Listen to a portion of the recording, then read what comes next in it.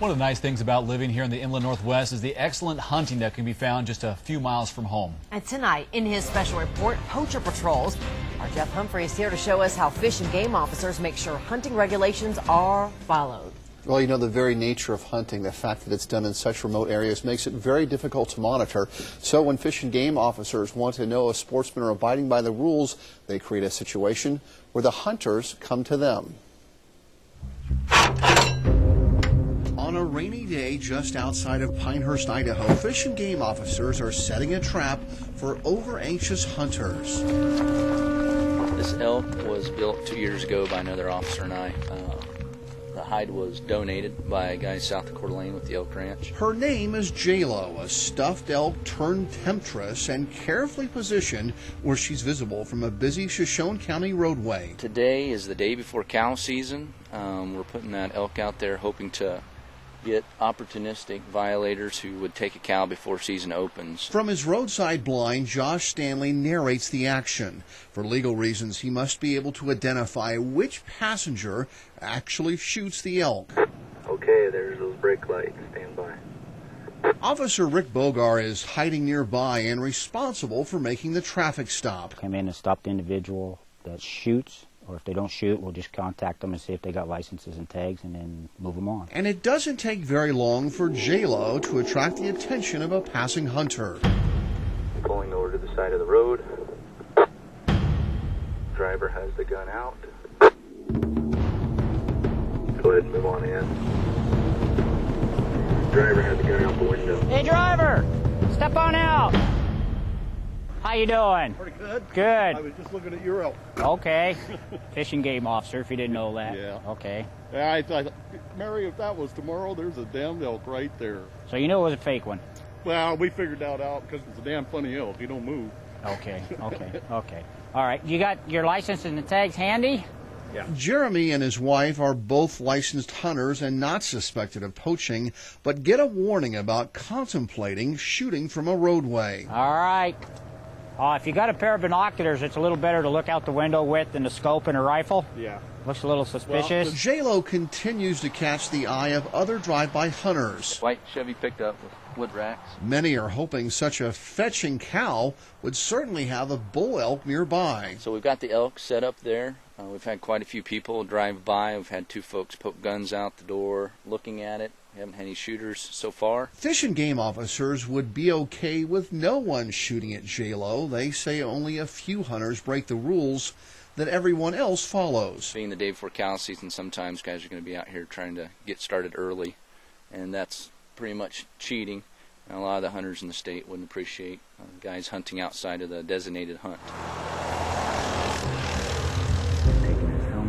Perhaps the most restraint is demonstrated by the 15-year-old on this ATV. He doesn't load his rifle until he's out of a congested area. Rifle's out.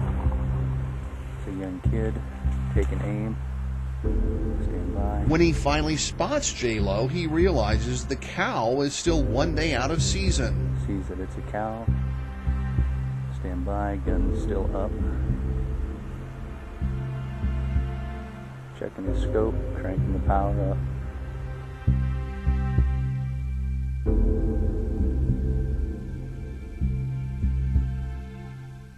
Logan then uses his cow call in the hopes of bringing J-Lo's boyfriend Bull out of the brush. He's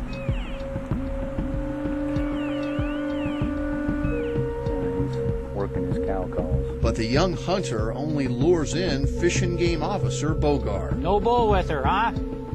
All right. Live right down here in Pinehurst, Logan? Yeah. Played on the ATV.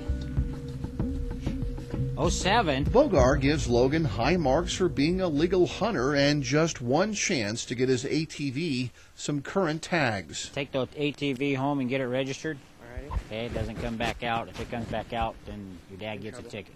All right. Okay? Yes, sir. All right, Logan. Have a good evening. You too. All right. As night falls with still no shooters, Fish and Game officers outfit J-Lo for a little work under the cover of darkness. See, that badge come in handy for something.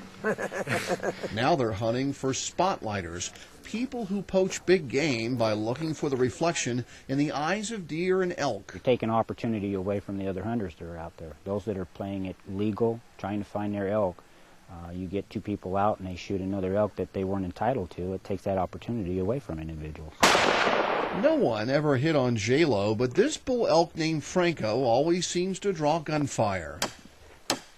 Franco's a bull elk. It's what we call a simulated elk. Look good?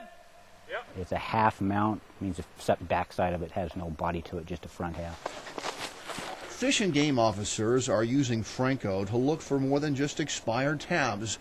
They're also worried about hunters shooting from the roadway. Major safety concern. We've had guys pull out their weapons and shoot their partner, shoot their vehicles, shoot down a road when a car's coming up, people walking.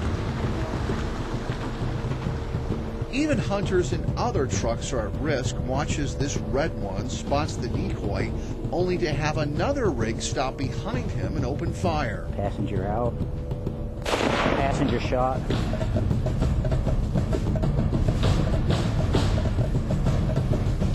Hey, he's leaving. He's leaving. Hey! Right now, fishing game, stop!